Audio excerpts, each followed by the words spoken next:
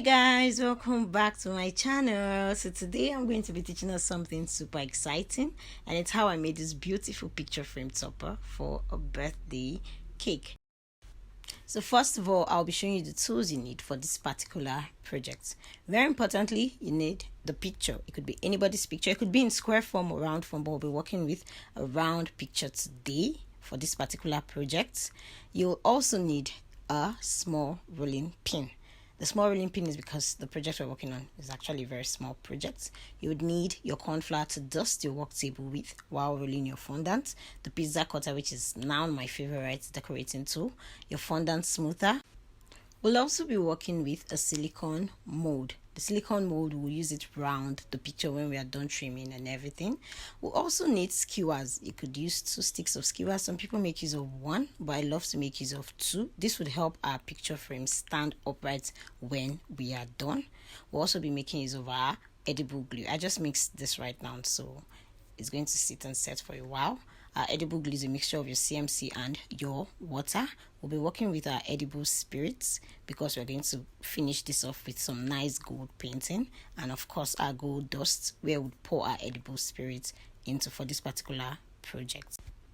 So yeah, we also need a pair of scissors we'll be using to carve our picture out, and our cookie cutter of any size. Then of course the fondant, which is also very important. Initially I planned making use of this cookie cutter to cut out the fondant where I'm going to place this, but I found out that it was too small for the size of the picture I was working with. So we're going to do this freehand. Lucky you'd see how I get to do this the freehand way. And our paper is the hard paper, so if you're going out to print this, or if you don't have a printer at home and you want to print this outside, ask them to print it out on a hard paper. It's also called the glossy paper. So this will help give your picture frame a nice finishing, and it will help your picture frame firmer. If you work with a normal A4 paper, it's not going to come out really nice. So I'm going to just save these papers. I love to save papers a lot, so I'll save those papers for later.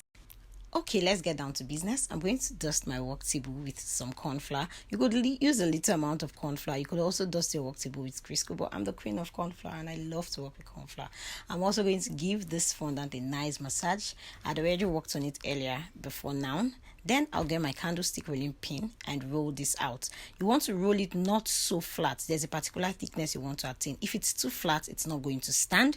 And if it's too thick, it's going to take a whole lot of time to get dry. And remember, I added CMC to this. I think I forgot to say this at the beginning. I added a little CMC to this. Now we're going to carve this to fit our picture. I'm not going to cut it like directly close to the picture. I need a little allowance where my mold, my silicone mold, would actually fit into.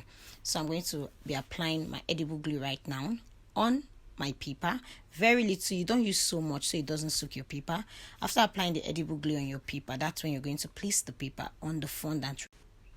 Remember, you also need a little allowance, so when you form your molds using fondants, it's going to have a very beautiful space to sit in. That's going to make your picture frame really, really beautiful because you don't just need a plain picture frame. So I'm done applying my edible glue and placing this neatly, so I'm going to make use of my pizza cutter right now and give it a nice trimming. I'm not going so close to the picture if you notice, but I'm trying to see how I'm going to get a perfect circle. It might not be so perfect at first, but I'll just keep going round and round and round and round till I get my perfect circle.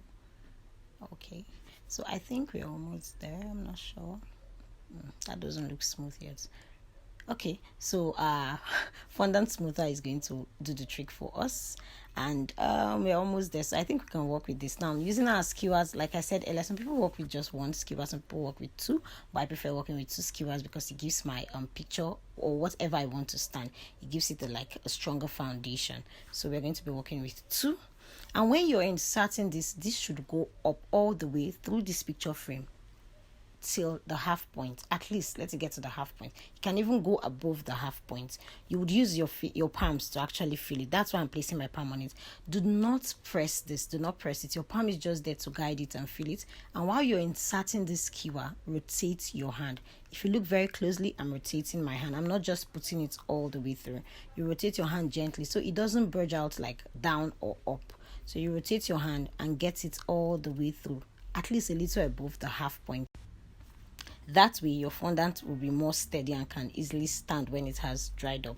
So after this, we're going to work on our mold. I know it's not a perfect circle because I'm doing this freehand, so apologies. because my hands are not perfect.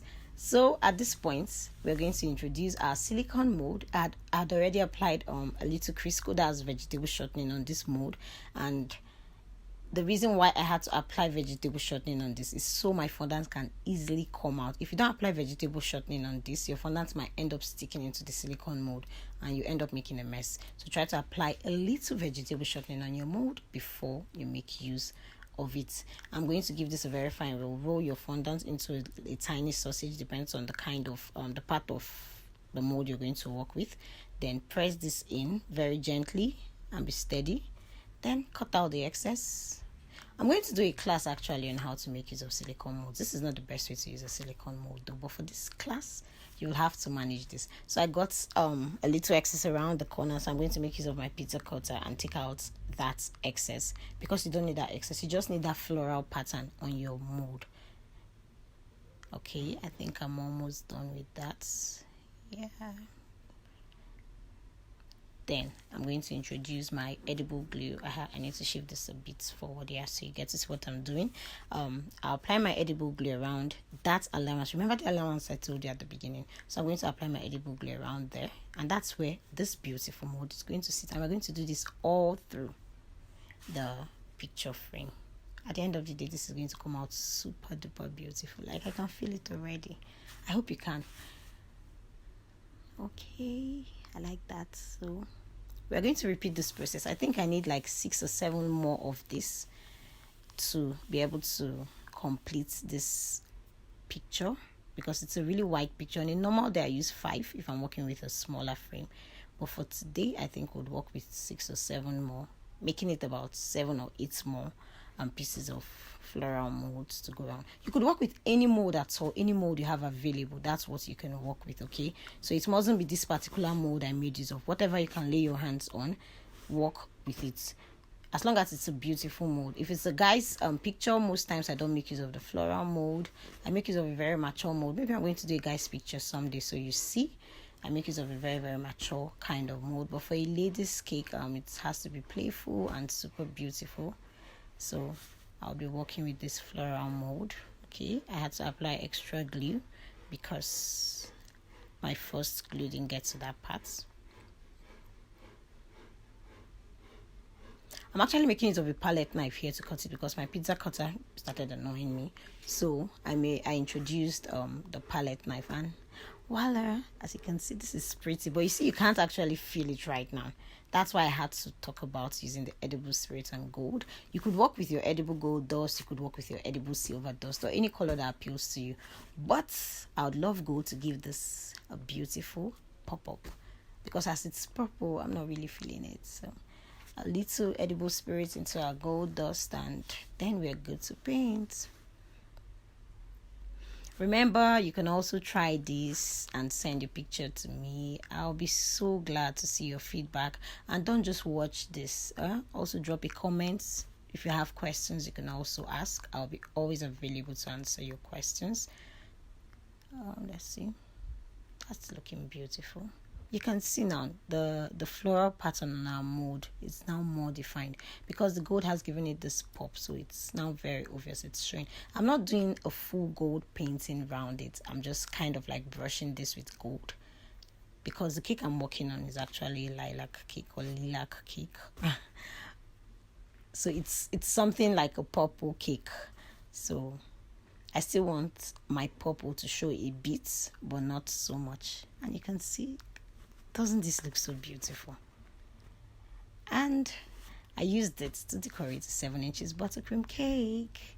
So thank you so much. Did you enjoy this video? Did you learn something? I would like to hear from you. I'd like to see you try this. Thank you, and see you next time.